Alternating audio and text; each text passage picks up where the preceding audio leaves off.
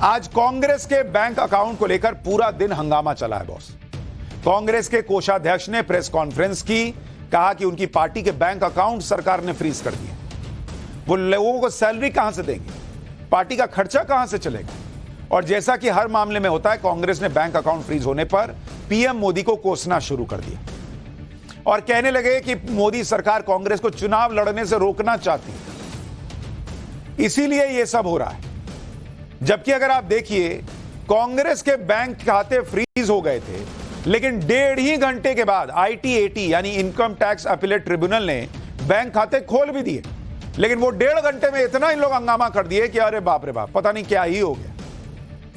इन सब के बीच पीएम मोदी को कोसने का कांग्रेस ने कोई मौका नहीं छोड़ा। बैंक अकाउंट फ्रीज होने पर कांग्रेस ने कहा कि तानाशाही चल रही है, वो तानाशाही के आगे नहीं झुकेंगे, वही वाली स्क्रिप्ट। लेकिन उन्होंने ये नहीं बताया कि खुद उन्होंने क्या गलती की कांग्रेस ने, जिससे उनके बैंक खाते फ्रीज होने की नौबत आई। पहले देखिए कि कांग्रेस ने आरोप लगाते हुए कहा क्या, फिर मैं आपको सच बताता हूं कि इन्होंने किया क्या था। कांग्रेस ने आरोप लगाया कि सरकार ने कांग्रेस के 4 बैंक खाते फ्रीज कर दिए। कांग्रेस से 210 करोड़ की रिकवरी मांगी गई है।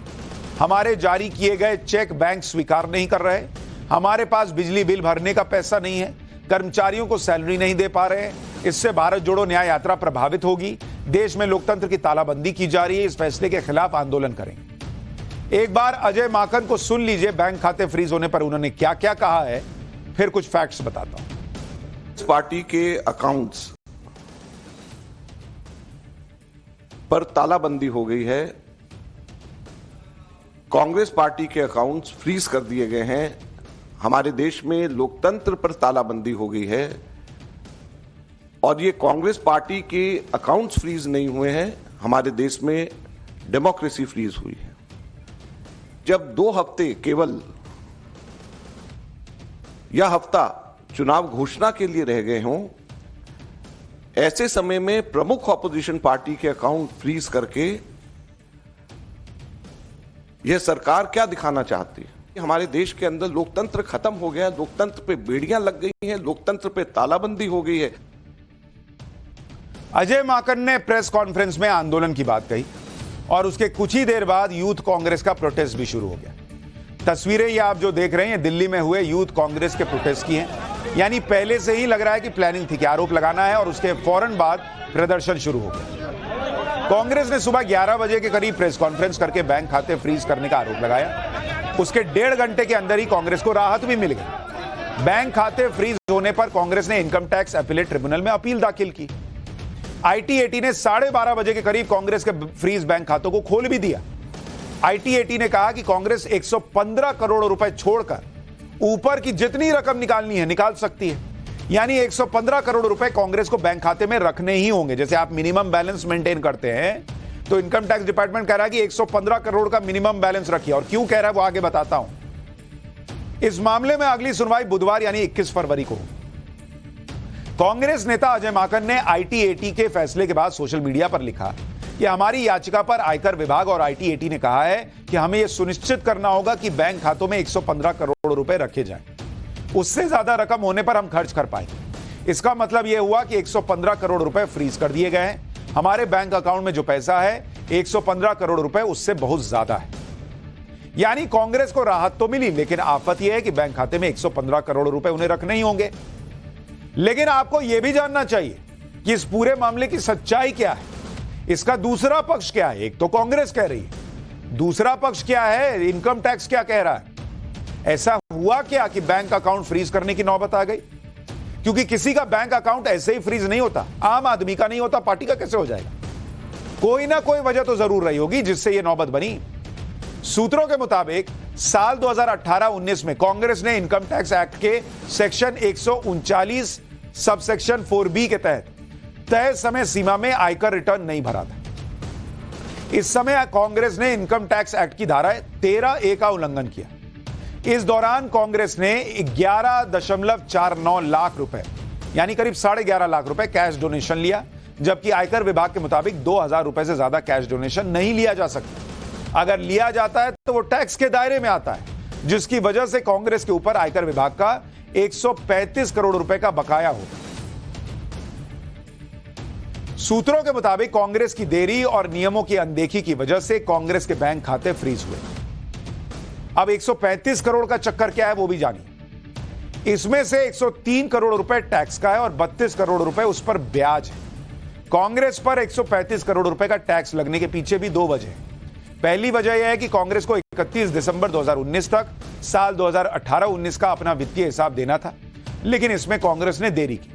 इसके लिए आयकर विभाग ने कांग्रेस से कुल बकाये यानी 103 करोड़ रुपए का 20% यानी 21 करोड़ रुपए जमा करने के लिए कहा, लेकिन कांग्रेस ने सिर्फ 78 लाख रुपए जमा किए। दूसरी वजह यह है कि आयकर विभाग ने इस मामले में आईटी एक्ट 1961 की धारा 143 सबसेक्शन 3 के तहत असेसमेंट 6 जुलाई 2021 को पूरा किया और कांग्रेस को धारा 13A के तहत आयकर में छूट नहीं दी गई, क्योंकि कांग्रेस ने धारा 13E सबसेक्शन डी का पालन नहीं किया। दरअसल आईटी एक्ट 1961 की धारा 13A के तहत राजनीतिक पार्टियों को आयकर में छूट मिलती है। धारा 13A के मुताबिक किसी भी राजनीतिक दल को अपनी प्रॉपर्टी से होने वाले मुनाफे को उनकी इनकम में नहीं जोड़ा जाता। इससे राजनीतिक दलों को उनकी प्रॉपर्टी से होने वाली इनकम पर टैक्स नहीं देना पड़ता, तो टैक्स में छूट मिलती है। धारा 13A के सबसेक्शन डी के मुताबिक कोई भी राजनीतिक दल 2000 रुपए से ज्यादा का डोनेशन कैश में नहीं ले सकता। सूत्र बता रहे हैं कि कांग्रेस ने आईटी एक्ट के इन दोनों प्रावधानों का उल्लंघन किया, जिसकी वजह से यह नौबत आई और 1.5 घंटे के लिए अकाउंट फ्रीज हुआ। तो इतनी हाय तौबा मच गई कि लोकतंत्र मर गया। अच्छा, लोकतंत्र मरता कितनी बार है मुझे समझ में नहीं आता। जब कुछ होता है ये लोग अपने हिसाब से लोकतंत्र मारते हैं, फिर लोकतंत्र 2 मिनट में जिंदा हो जाता, फिर इनके अगली बार के लिए मरने का इंतजार करता है। आप ये भी देखिए कि कल ही सुप्रीम कोर्ट ने इलेक्टोरल बॉन्ड्स के जरिए चुनावी चंदे पर रोक लगा दी थी। चुनाव से पहले कोर्ट के इस फैसले का असर सभी दलों पर पड़ेगा।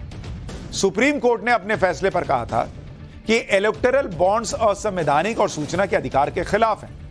इलेक्टोरल बॉन्ड के तहत चंदा लेना पारदर्शी तरीका नहीं है। नागरिकों को यह जानने का अधिकार है कि किस पार्टी को कौन चंदा दे रहा है। कोर्ट ने एसबीआई से कहा कि 2019 से अब तक इलेक्टोरल बॉन्ड की जानकारी दीजिए, यानी इलेक्टोरल बॉन्ड के तहत जिन्होंने चंदा लिया है, किसने पैसा दिया, कहां से दिया, यह बताइए।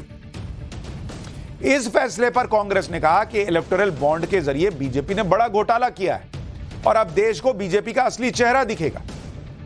कांग्रेस ने बैंक खाते फ्रीज होने को इलेक्टोरल बॉन्ड पर सुप्रीम कोर्ट के फैसले से भी जोड़ दिया।